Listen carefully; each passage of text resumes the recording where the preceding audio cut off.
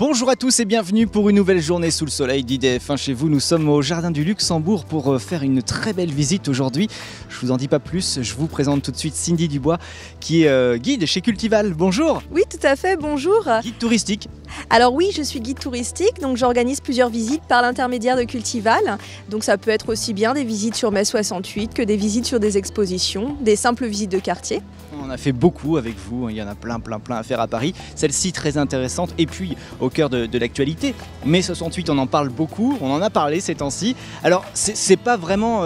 c'est pas une conférence que vous menez. Alors oui, alors j'insiste beaucoup sur le fait qu'en 1h30, 1h45, on ne peut pas résumer l'intégralité du mouvement, sachant qu'il s'est étalé sur un mois minimum, mais c'est aussi juin, c'est aussi beaucoup d'autres choses. Donc moi j'essaye vraiment, à travers un parcours assez ludique, de retracer les épisodes fondateurs de mai 68.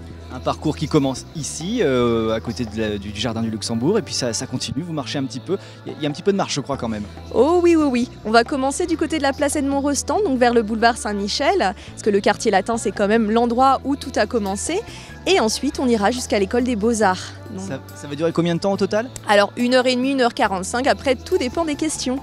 Évidemment, parce que j'imagine que les visiteurs sont curieux et ils ont toujours de bonnes questions à poser. On peut venir à partir de quel âge? Alors, généralement, j'ai plutôt, on va dire, pas trop jeune non plus, parce que c'est quand même un sujet qui est assez lourd. On va dire 14 ans. À partir de 14 ans, bon, c'est tout public, hein. Après, c'est ouvert aussi aux enfants. On va dire entre 14 ans jusqu'à... Voilà. Il n'y a pas de limite. Combien de personnes au maximum dans le groupe? 25. 25. Ah, ça fait du monde quand même, hein? Oui, ça fait, mais j'ai la voix qui porte. Bien. Des petites pauses quand même au milieu? Ah oui, bien sûr. Donc on fait beaucoup de pauses d'ailleurs pour expliquer donc, les différentes étapes.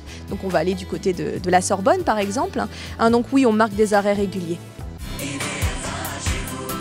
Et là, on est vraiment au point de départ de la visite. Oui, tout à fait. Alors pourquoi on a choisi le cœur même de la place Edmond-Rostand? Pour des raisons évidentes. On parlera des barricades durant cette visite. Et oui, en mai 68, on a créé toutes sortes de barricades. Et d'ailleurs, j'ai une question pour vous, Olivier. Que pensez-vous de ces grandes avenues? Est-ce que c'est bien pratique pour créer une barricade? Bah non, c'est trop large. Plus c'est petit, plus c'est facile à barrer. Exactement, tout à fait. Alors la principale, elle se situe juste derrière nous, c'est la rue Gay-Lussac. Mais j'ai choisi ce point pour bien vous montrer qu'ici, nous avons des avenues haussmanniennes. Donc c'est vraiment très délicat, très difficile de contrecarrer comment on pourrait dire ça? La police, voilà. Et la police, oui. La police, voilà. Donc c'était vraiment un gros problème et nous avions des étudiants qui n'avaient pour la plupart jamais créé de barricade. Donc pour eux, c'était une grande nouveauté. Ils faisaient des barricades avec quoi? Alors avec tout ce qu'ils trouvaient, aussi bien voitures, motos, on avait aussi des meubles et on avait surtout des pavés, car sous les pavés, la plage. On y pense à la plage avec ce beau temps. Donc, on imagine toutes ces avenues là différentes qui viennent ici sur la place bouchées totalement. Alors oui, j'ai un petit plan d'ailleurs à vous montrer. Alors, on a des barricades qui s'étendaient juste derrière le Panthéon, qui est juste d'ailleurs à côté de nous. Donc les barricades, c'était vraiment... Alors, j'ai un petit plan pour vous montrer. Voilà, on voit donc les petites barricades en noir. Donc nous sommes ici. Voilà, nous sommes ici. Et donc les barricades, c'est vraiment toute cette zone donc, que les étudiants ont occupée à partir donc, du 3 mai 1968 jusqu'à la fin, le 30 mai. On a eu vraiment des émeutes. Moins de voitures du coup? Alors moins de voitures, c'est sûr. Et surtout un pays paralysé, mais on y reviendra. Alors Cindy, on va parler des pavés. On aperçoit quelques pavés sous le goudron là, c'était les mêmes? Ah oui, très légèrement. Alors non, faites tout ce que vous avez ici. Alors c'était vraiment, ils sont beaucoup... Ah, pardon, vous parliez de ces pavés-là. Oui, qui sont sur la route. Alors c'était des pavés à peu près comme ceci, excusez-moi. Oui, donc nous avions donc du sable sous les pavés, d'où l'expression très célèbre, sous les pavés, la plage. Et donc après mai 68, on les a recouverts, car les étudiants lançaient les pavés sur la police. Donc ils ont tout dégradé en fait, hein. Il y avait du sable ici. Et oui, alors il faut se dire que c'était quand même un climat de violence extrême. Alors après, dans cette visite, on ne prend ni parti pour la police ni pour les étudiants. J'essaye de rester le plus neutre possible car ce n'est pas du tout mon intérêt de marquer un quelconque engagement politique. Mais c'est vraiment pour montrer que les émeutes étaient très violentes, aussi bien du côté des étudiants qui étaient grièvement blessés, et puis il y avait les bombes lacrymogènes aussi, donc c'est des combats vraiment très durs, très difficiles. Et ça se passait comment pour les passants, pour les terrasses de café qui aujourd'hui sont bondées, il n'y avait plus personne? Alors oui. Imaginez surtout la nuit du 10 au 11, vous aviez vraiment des incendies parce qu'avec les bombes lacrymogènes, on avait les voitures qui implosaient, qui explosaient. Donc c'était vraiment très difficile pour les habitants de sortir avec tout ce climat de violence. Le chaos à Paris. Le chaos, tout à fait. Imaginez-vous avec des milliers d'étudiants comme ça du côté des rues boulevard le Boulmiche, comme on l'appelait, qui étaient en train de se battre avec la police. C'est parti de quoi? Quelle était l'étincelle qui a mis le feu aux poudres? Alors le 22 mars à Nanterre, Daniel Cohn-Bendit, on en parlera beaucoup d'ailleurs durant cette visite, c'est un peu le fer de lance du mouvement. C'était un étudiant à Nanterre et donc on a manifesté, donc au sein même de l'université Nanterre, on a manifesté contre le fait qu'il y avait un couvre-feu. Par exemple, on ne pouvait pas aller dans le dortoir des filles après 22 h, contre le fait qu'il n'y avait pas de liberté sexuelle aussi, et puis aussi sur le fait qu'il y avait eu des manifestants qui s'étaient fait arrêter par la police du côté d'Opéra parce qu'ils manifestaient par rapport à la guerre du Vietnam. On était contre cette guerre, les étudiants suivaient avec intérêt tout ce qui se passait dans le monde entier. Nous sommes où? Alors nous sommes devant la Sorbonne. Pour ceux qui ne connaissent pas, magnifique bâtiment. Place des grands hommes, comme dirait Patrick Bruel. Ah, nous y sommes. Et oui, nous sommes ici. Tout le monde pense que c'est du côté du Panthéon, mais en fait c'est la Sorbonne. Ah d'accord, donc on s'est bien donné rendez-vous au bon endroit. Voilà, mais pas dans 10 ans. On y est. Et on va parler de mai 68 avec des photos que vous proposez et que vous montrez aussi aux visiteurs qui vous accompagnent lors de ces visites. Oui, parce que c'est vrai que c'est une visite qui n'est pas, alors c'est pas une visite traditionnelle où on a du visuel. Ici, c'est plutôt une visite commentée. On essaye de se rappeler ou pas, d'essayer de concevoir comment ça s'est passé. Donc j'ai des illustrations pour le montrer, des images, des vidéos. Donc comme ça permet vraiment de voir comment étaient les rues, comment elles étaient bloquées et comment la police était vêtue aussi, avec la cravate. Donc il y a quelques petits détails. Alors on les voit par exemple sur cette photo avec des boucliers très très sommaires. Ils sont en train de lutter contre les étudiants. Presque des carapaces de tortues. Exactement, on a l'impression d'avoir des gladiateurs. Alors je peux vous montrer aussi une photo, on voit la grille qu'ils avaient sur le visage. Alors on a l'impression d'avoir un casque avec la grenade de la gendarmerie, vous voyez, et casque Adrien comme durant la Première Guerre mondiale, mais avec une visière avec une grille pour se protéger. Et qui se transforme en barbecue éventuellement le soir. Exactement, alors d'ailleurs ce qui est assez... Après, je vais quand même nuancer mes propos. On dit qu'il n'y a pas eu beaucoup de morts. Bon, c'est un peu compliqué de le dire. Je sais qu'il y a eu donc un policier qui a été blessé, qui a été mortellement blessé à Lyon. Donc durant les émeutes, il s'est fait renverser par un camion.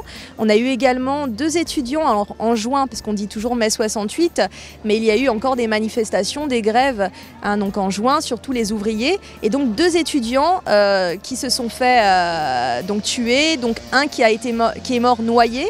Vous avez également donc, ces 2 ouvriers à Sochaux, donc l'entreprise Peugeot, qui sont morts aussi lors des émeutes. Donc il y a eu quand même pas mal de blessés graves. Il faut dire qu'avec des parvis, avec des pavés, je cherche les mots. Qui sont lancés. Voilà. Place des Grands Hommes, la Sorbonne, que s'est-il passé ici? Oui, c'est ici que tout a commencé, sachant que Nanterre avait fermé donc le 2 mai suite aux agitations entre les groupes de gauche et de droite, d'extrême droite. Donc on a dû fermer pour des mesures de sécurité. Et donc Daniel Cohn-Bendit est venu ici le 3 mai à la Sorbonne, donc avec tous ses petits camarades, pour parler de tout ce qui se passait dans le monde et aussi de cette France de papa qui était assez traditionnaliste. Donc on voulait vraiment changer les choses. Sauf que la police est intervenue, chose qu'on ne fait pas logiquement. On n'intervient jamais lors de manifestations étudiantes, surtout si elles ont lieu au sein même du campus. Oui, parce qu'ils étaient à l'intérieur, ils n'étaient pas ici à notre place. Donc ils sont arrivés rue des Écoles, juste derrière la police. Et c'est donc le recteur Jean Roche qui a demandé à la police d'intervenir. Donc du coup ça s'est fait quand même avec une sorte d'agressivité, ce qui a beaucoup ému les autres étudiants. C'est pour ça qu'ils ont choisi de se rejoindre. Donc du côté de l'avenue Soufflot, place Edmond-Rostand, nous étions tout à l'heure. Donc ils ont commencé à déterrer les premiers pavés du côté de la place Edmond-Rostand. Et ensuite ça a dégénéré, ça a continué.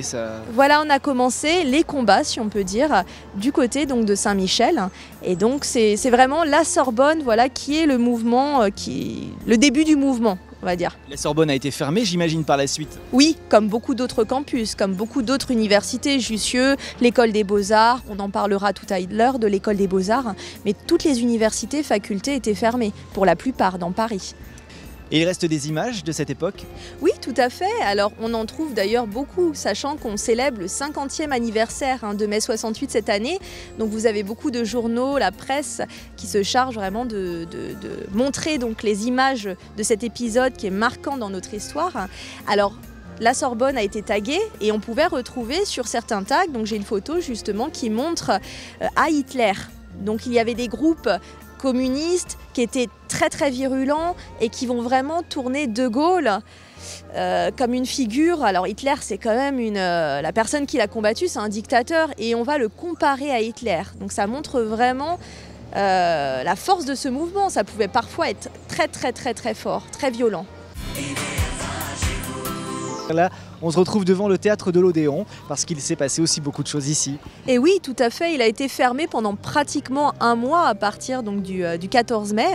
Donc vous aviez les étudiants qui ont donc pris d'assaut le théâtre de l'Odéon pour parler de la culture et du mouvement, donc savoir comment étaient liés les artistes. Donc c'était encore aussi des spectacles. Du côté de l'Odéon, on avait donc Ionesco, on avait donc un théâtre qui était, dont le directeur était Jean-Louis Barrault, qui était considéré comme étant un proche d'André Malraux, donc quelqu'un d'assez conservateur également. On voulait laisser la place à la jeunesse.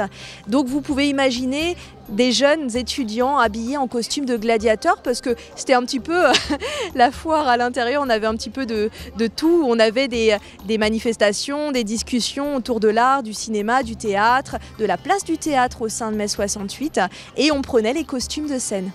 Bien sûr. On va peut-être revenir un petit peu sur les dates importantes, les dates clés de cette période-là. Oui, alors j'aimerais bien refaire un petit topo. Donc déjà on commence avec le 2 mai, fermeture de la faculté de Nanterre. 2 mai, oui, fermeture de la faculté de Nanterre. Et ensuite le 3 mai, là c'est à la Sorbonne, évacuation des étudiants. Sous la direction de Jean Roche.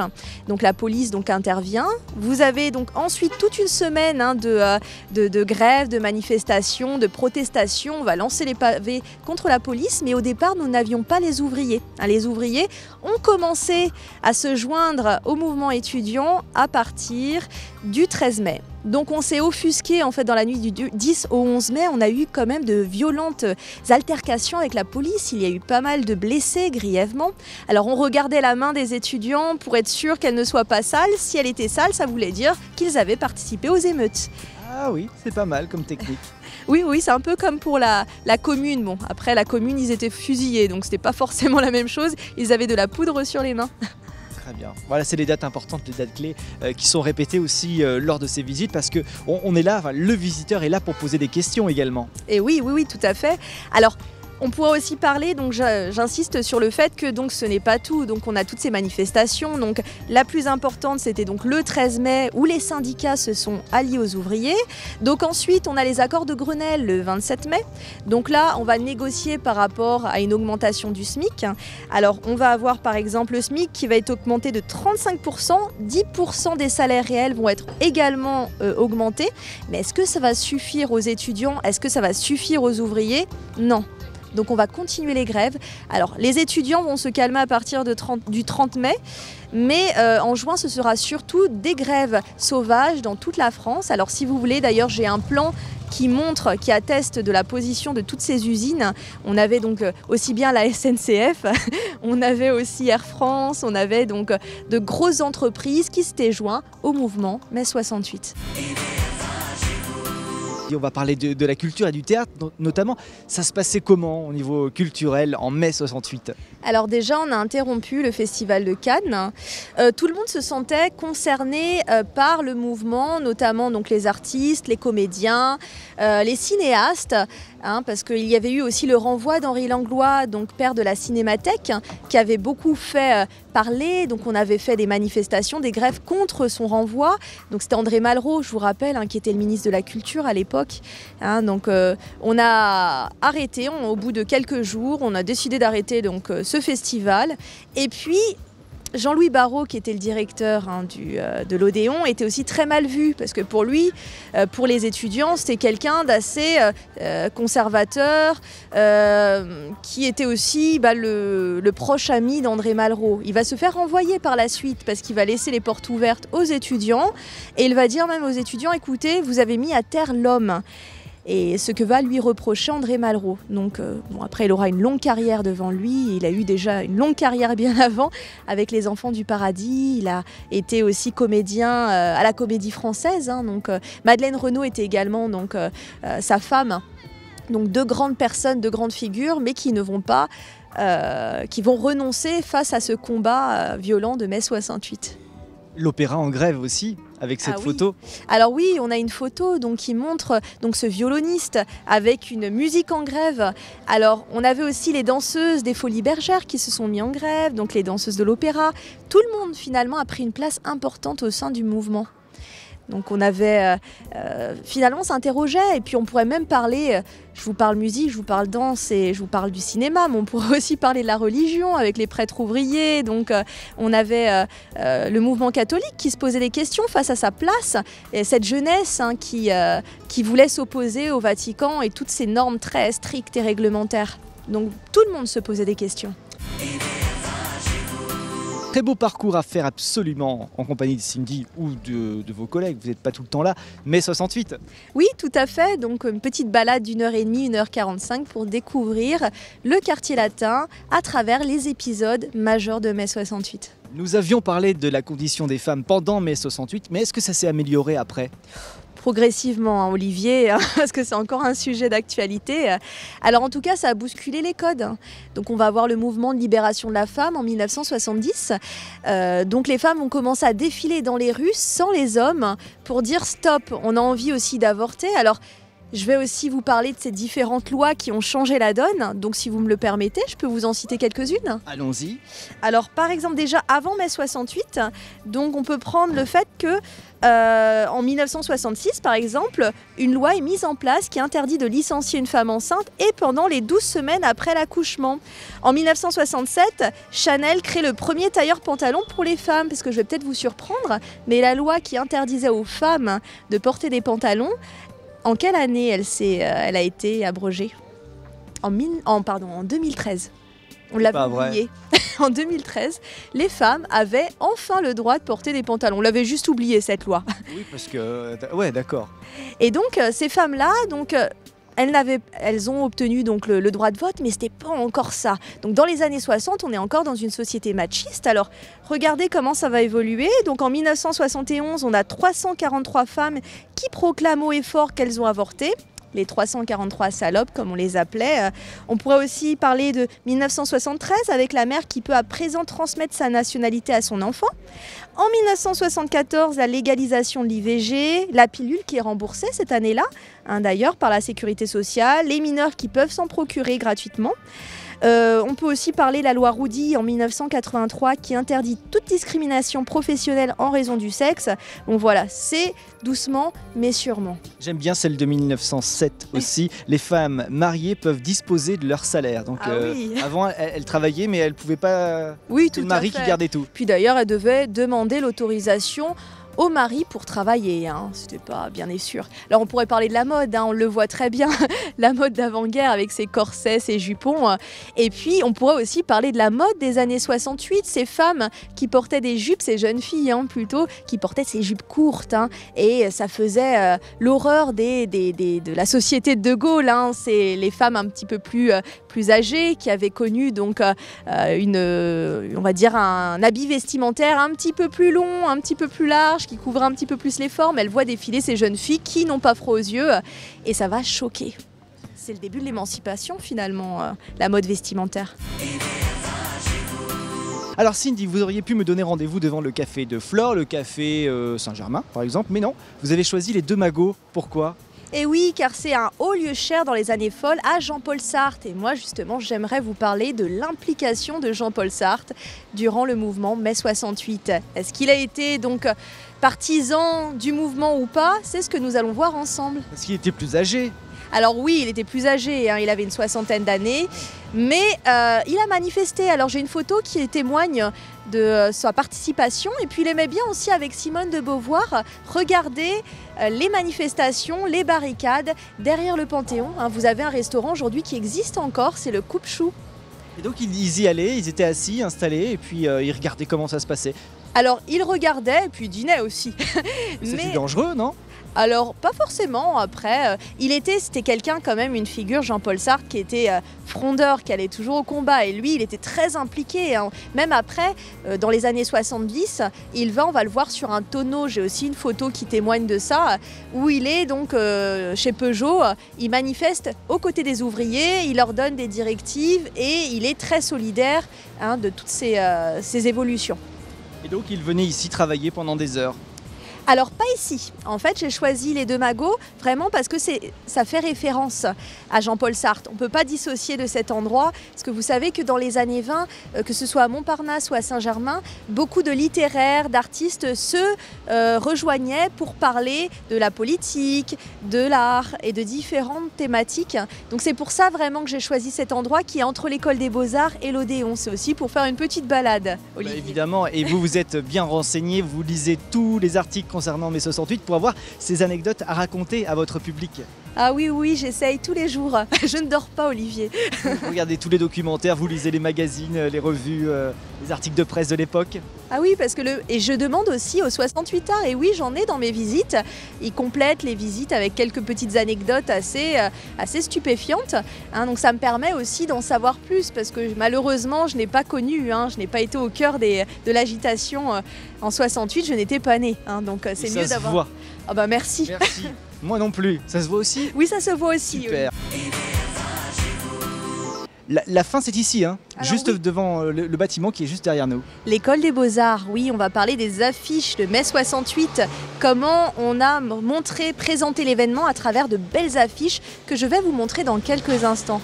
Très bien, donc tous les étudiants ont participé à mai 68 de l'école des Beaux-Arts.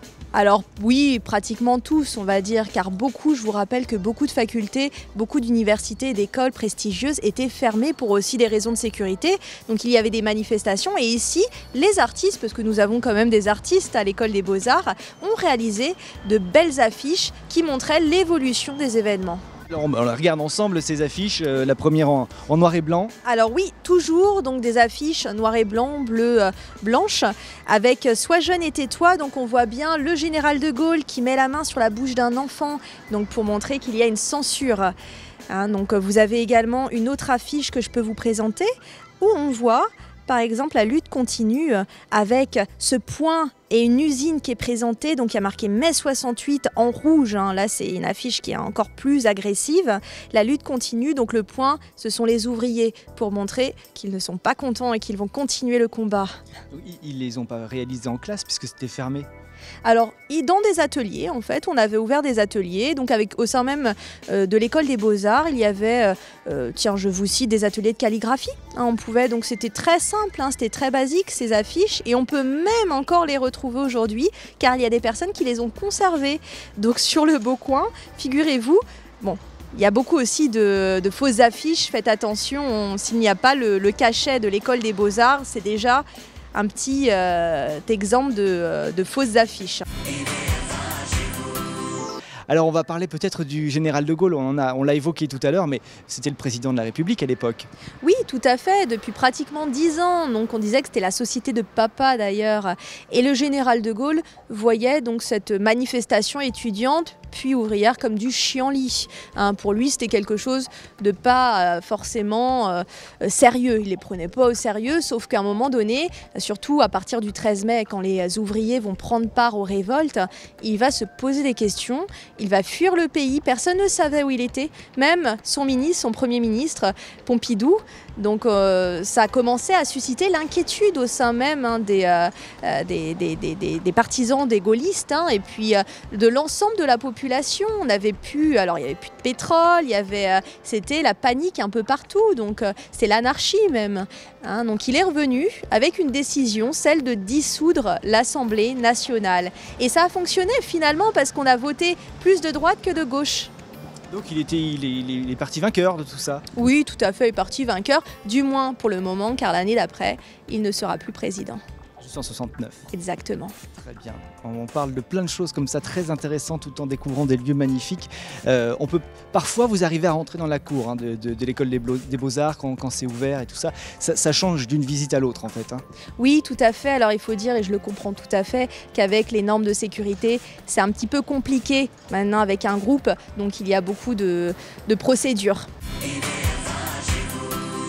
Suite et fin de notre parcours consacré à mai 68, ça fait quand même pas mal de choses à découvrir et c'est pas fini. Le mieux c'est de venir vous rendre visite, prendre rendez-vous, ça se passe comment?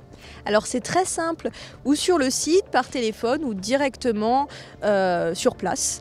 Donc on a beaucoup de visites, on propose vingtaine, trentaine de sites différents et vous avez des visites groupes, des visites individuelles, vous pouvez même avoir un guide privé. Donc on propose des ateliers pour les enfants, des chasses au trésor, donc ça peut être aussi bien les visites théâtre. On a commencé par ça d'ailleurs il y a 10 ans.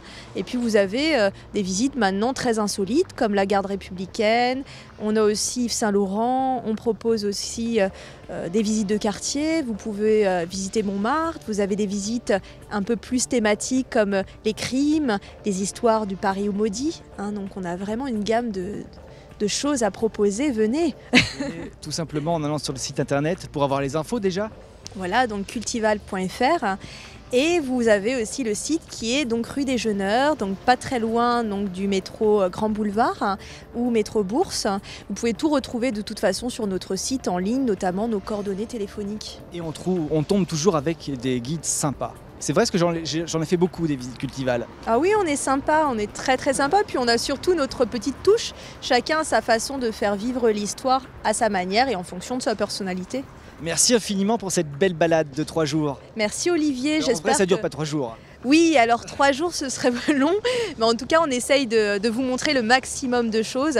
J'espère que ça vous a donné envie de voir, d'en savoir plus. N'hésitez pas. Merci à vous. Merci. Et à très bientôt sur IDF pour d'autres lieux à découvrir en Ile-de-France.